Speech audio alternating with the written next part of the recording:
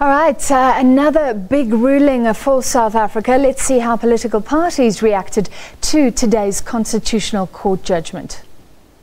What brought South Africa to this stage? It stems from a cabinet reshuffle, which triggered an economic downgrade and a refusal from the Speaker of Parliament to allow a secret ballot vote on a motion of no confidence in the President, which brought the country here. The Constitutional Court has clarified that the Speaker does have the powers to determine whether or not Parliament holds a secret ballot vote. The ANC will not be obstructionist.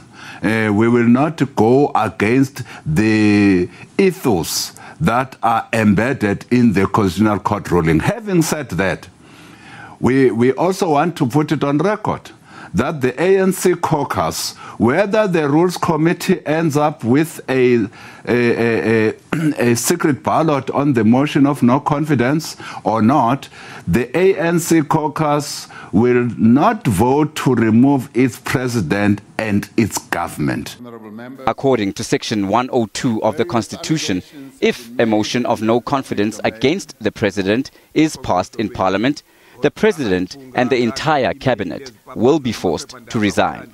We need to initiate a process of resubmitting the request to the Speaker for that motion of no confidence, because you remember that we had to withdraw it pending the outcome of this Constitutional Court process. Now that this matter is finalized, we need to resubmit it and make sure that it's done, and then we get a date that is scheduled by the Speaker to debate it as soon as possible. We will ensure that when the Speaker makes the decision that she has to now make as to whether or not it should be an open ballot or a secret ballot, that decision is a rational decision. Specifically, is that it's the opposition parties that have created an environment for the ruling party, the governing party, to be able to make right decisions on behalf of the people of South Africa. Prince Buthelezi has been calling for a secret ballot, which is consistent with the way you elect a president, for many years now. And that in itself says to us, well, it's a victory well worth waiting for. This is the triumph of democracy.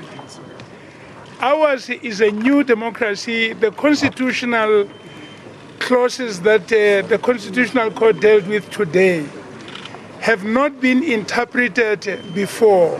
We are quite excited about the judgment. I think it's a victory for transparency as well as for constitutionalism in South Africa. We really welcome this judgment, and we think it will take us further in a very positive way. But some analysts say the secret ballot debate needs to be put to a national referendum. Yes, a secret ballot in Parliament is undemocratic. We need a secret ballot in our elections because we're individuals. We might be bullied, we might be intimidated. But this idea that members of Parliament are intimidated, if they're intimidated violently, that's a matter for the police. A date is yet to be set for the motion to be debated. Dumala Mohlaudi, SABC News, Johannesburg.